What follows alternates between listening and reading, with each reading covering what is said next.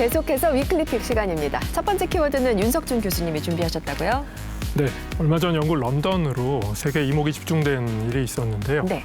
일단 키워드 먼저 보시겠습니다. 네. 키워드 함께 볼게요.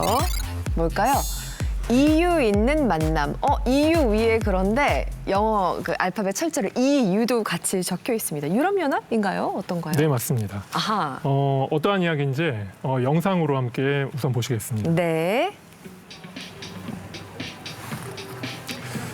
네, 지난 19일 영국과 EU의 정상회담이 있었는데요. 네.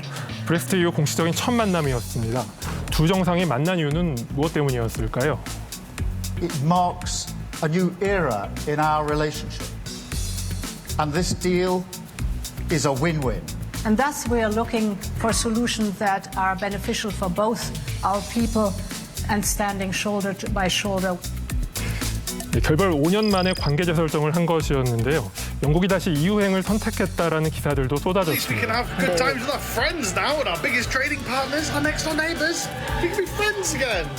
I am very excited not to have to queue up at passport control on my summer holiday this year. 기뻐하는 반면 사람들. 스타머 총리가 EU에 굴복했다라는 반응도 있었는데요. 그렇군요. 특히 당시 브렉시트를 추진했던 보수당 측에서 비난의 목소리가 터져나왔습니다. PMQ 자리인가 봅니다. 총리에게 질의하는 시간. When Labour negotiates, Britain loses. He's turning us into the punk of Brussels. We should chuck out this appalling deal.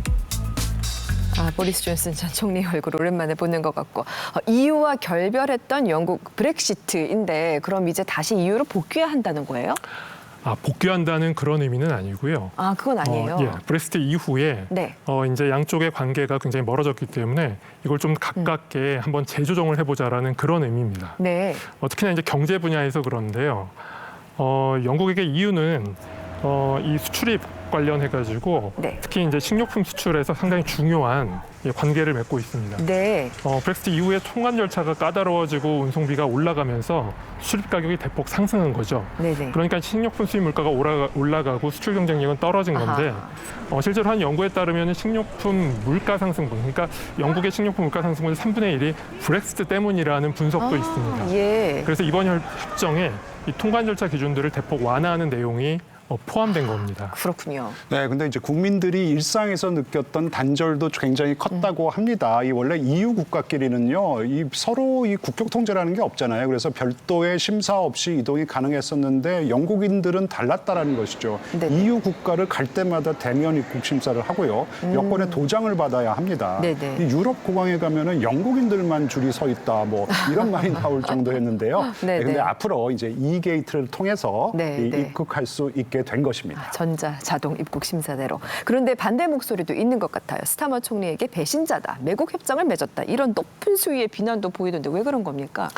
네, 브렉시트가 당시에 국민 투표로 결정된 사안이었죠. 네, 그랬죠. 여러분들 기억하시겠지만은 당시에 런던 국회의사당 앞에서 광장에서 이제 카운트다운을 하고 위어라웃을 외쳤던 모습을 아마 기억을 하실 겁니다. 맞아요. 축제 분위기였어요. 네, 그런데 이제 이러한 국민과 약속을 파기했다라고 지금 비난을 받는 겁니다. 네. 거기에는 이번에 양측이 합의한 어업협정에 관련된 내용이 있는데요. 그건 뭔가요? 이게 이제 양측 해역에서 자유롭게 조업할 수 있는 이 어업협정을 기존에 맺었던 게 있는데 네. 이거를 이제 새로이 12년 연장에 합의를 한 겁니다. 네. 그런데 이제 과거에 브렉시트 당시에 찬성했던 진영에서 이것은 이후에 빼앗긴 주권 회복이라면서 민족주의 정서를 자극하면서 이 부분을 공격한 적이 있었거든요. 네, 네. 아하. 이번에도 이제 야당을 중심으로 정치적 공방 차원에서 이러한 민족주의 정서를 지금 재자극하고 있는 겁니다. 네, 왜 양보했느냐라고. 네. 그렇군요. 그런데 이제 최근 여론조사 결과를 보면 브렉시트가 잘못됐다라는 여론이 한 62% 나오고 있거든요. 예, 그런 걸 봐서는 지금 여기에 여론의 반향은 그렇게 크지 않을 것으로 예상됩니다. 그러네요. 브렉시트에 대한 여론이 별로 좋지 않네요. 네, 그렇습니다. 공교롭게도 이 브렉시트를 전후해가지고 영국 경제 성장세가 그렇게 좋지가 않습니다. 네. 코로나 팬데믹도 있었고 러시아 우크라이나 전쟁도 있었지만 실제로 브렉시트 자체가 주는 악영향도 있었거든요. 네. 이제 앞서 이제 교수님께서 말씀해 주셨던 것처럼 EU 관련 교육이 좀 줄었고요. 네. 그다음에 EU 출신 노동자들이 떠나다 보니까 인건비 상승을 중심으로 해서 인플레이션 문제가 좀 커진 상황입니다. 네네. 그러다 보니까요, 영국 전역의 식당들이 2022년도에는 한 달 평균 120건씩 줄 폐업을 하는 이제 그런 모습이 나타났죠. 네. 최근에는 생활비가 많이 올랐잖아요. 외식이 감소하면서 고든 램지의 식당도 일부 매장을 이제 문을 닫았다고 합니다. 세계적 셰프마저. 네, 그렇습니다. 또 런던 하면은 글로벌 금융 중심지 이런 이미지가 있는데 네네. 일부 기관들이 EU 시장 접근성이 좋은 유럽 쪽으로 이제 이전을 하면서 아하. 금융 서비스 부분도 일정 수준 타격이 있다 이렇게 얘기하고 있죠. 아, 그래서 영국이 EU와 이유 있는 만남을 가진 거군요. 아, 그런데 왜 이 시점에서 EU와 협정을 맺은 건가요? 예, 이번 만남의 가장 큰 목적 중에 하나는 사실 군사안보 분야 때문이었습니다. 네네. 구체적으로 이제 방위산업 때문이었는데요. 네. 트럼프 행정부 이후에 이제 나토 동맹국, 그러니까 방위비 분담금 가지고 여러 가지 갈등이 있지 않았습니까? 그렇죠. 예, 그런데 계속 이제 이어지고 있죠. 이러한 과정들 때문에 유럽연합 차원에서는 독자적인 안보 능력 확충에 대한 여러 가지 공감대가 형성이 됐습니다. 네. 그래서 이제 이런 맥락에서 지난 3월에 유럽연합이 이제 방위백서를 발간을 했죠. 네네. 그 내용에는 향후 5년간 8천억 유로, 그러니까 하나로 약 1,200조 정도의 군비 확충 계획이 담겨 있습니다. 재무장하겠다. 예, 그런데 이제 군비 확충을 메이드 인 EU, 그러니까 유럽산 무기를 최우선으로 구매한다는 원칙을 가지고 있고요. 네. 그러다 보니까 세계 주요 방산 수출국 중에 하나인 영국 입장에서는 여기에 참여하려면 네네. 유럽연합과의 관계 개선이 좀 필요했던 거죠. 아, 그러면은 나중에 EU 재가입도 할 수 있는 거예요? 분명히 다시 가까워지고 있는 건 사실입니다. 네, 친해지려는 하는 것 같은데. 예, 근데 이제 재가입까지는 단기적으로 그렇게 전망이 밝지는 않고요. 아, 네네. 영국이 사실 지난 유럽 통합의 역사에서 보면은 조금 아웃사이더적인 측면이 있었습니다. 뚝 떨어져 있었죠. 예, 맞아요. 통합 초기에 유럽 석탄철강 공동체, 경제 공동체가 만들어질 때 1950년대부터 영국은 같이 통합에 참여하지 않았었고요. 네. 그로부터 이제 한 15년 지나가지고 1970년대 들어서야 이제 유럽 통합에 같이 참여를 했던 그런 전력도 있었습니다. 맞습니다. 영국은 아마도 스위스와 유럽연합의 관계처럼 네. 가깝지만 네. 하지만 회원국은 아닌 아하. 그런 관계를 유지하고 싶어하는 것 같습니다. 실용적인 관계 유지라. 알겠습니다. 두 번째 픽은 김재천 교수님께서 준비하셨죠? 네, 저는 미국에서 골라봤습니다. 네. 먼저 키워드 보시겠습니다. 네. 미국으로 가볼까요? 키워드는 네, 바로 골든돔입니다. 골든돔, 황금 지붕이 뭘까요? 네, 어떤 이야기일지 영상으로 만나보시겠습니다. 네. 지난 20일 백악관 It's designed for the Golden Dome will integrate with our existing defense capabilities and should be fully operational before the end of my term.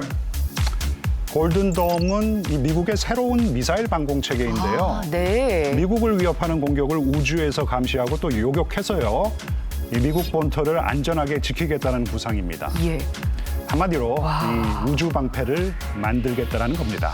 금빛 방패. Once fully constructed, the Golden Dome will be capable of intercepting missiles even if they are launched from other sides of the world and even if they are launched from space. 엄청난 얘기예요. 네, 이 골든돔의 등장에 다양한 반응이 쏟아져 나오고 있는데요. 네. 미국을 안전하게 지킬 거란 기대감도 있고요. 네. 허황된 아이고. 계획이라며 트럼프를 조롱하는 이 밈도 등장했습니다. 네. 굉장히 흥미롭기는 합니다. 골든돔이라는 이 프로젝트를 보니까 저는 딱 이스라엘의 방공망의 아이언돔부터 용어도 비슷하잖아요. 네, 실제로 이 네. 이스라엘의 아이언돔에서 착안해 온 것이라고 합니다. 이 그렇군요. 아이언돔은 아시다시피요. 네. 이제 이스라엘의 최첨단 방공 시스템입니다. 이 그렇죠. 가자 전쟁에서 하마스가 쏜 이 수천 발의 로켓과 이란의 드론 공격을 막아내면서 전 세계의 위력을 알렸죠. 네. 근데 한계는 있습니다. 이 그래요. 이스라엘처럼 작은 영토만 방어가 가능하고요. 이 대륙간 탄도 미사일이나 극초음 미사일은 못 막습니다. 아하. 이걸 보완해서 발전시킨 게 이제 이 골든돔인 것이고요. 네. 우주에서 이 인공위성을 통해서 상대방의 이제 공격 그 무기를 탐지해내고요. 네. 그리고 요격까지 할 수 있다라는 것이 골든돔의 개념입니다. 우주에서 지구로 무기를 쏜다는 건데 이게 정말 실현 가능한 이야기인지 모르겠어요. 네, 군사 전문가들은 기술적으로 불가능한 거 아니다. 이제 이렇게 얘기하고 있고요. 아, 진짜요? 이미 미국이요. 조기경보 위성을 지금 운영하고 있습니다. 네네. 그리고 이제 우주 기반 요격 기술도 이 연구가 진행 중이거든요. 네. 다만 문제는 이 연구에 시간이 꽤 소요돼서 2, 3년 정도가 필요하다고 하죠. 그러니까 첫 번째는 이제 트럼프 임기 내에 이걸 완성할 수 있느냐, 이제 이게 이슈가 되는 거고요. 그러네요. 그리고 두 번째로는 이 비용도 문제입니다. 천문학적인 비용이 들어가는데 트럼프는 골든돔 구축에 한화로 약 244조 원 정도가 필요하다 이렇게 네. 얘기하지만 네. 이게 최소 금액이 되는 겁니다. 최소 금액이에요? 예, 그게? 운영이라든지 아니면 유지 비용까지 하려면은요. 20년간 약 755조가 넘는 예산이 필요하다고 하죠. 그게 어느 정도 금액인가요? 참고로 올해 우리나라 국방 예산이 네. 61조 정도 되니까요. 네, 엄청난 금액이라고 할 수 있죠. 스타워즈가 현실화되기에는 엄청난 금액입니다. 아니 뭐 첨단 기술이 발전했으니까 이런 구상도 가능해진 것일 텐데요.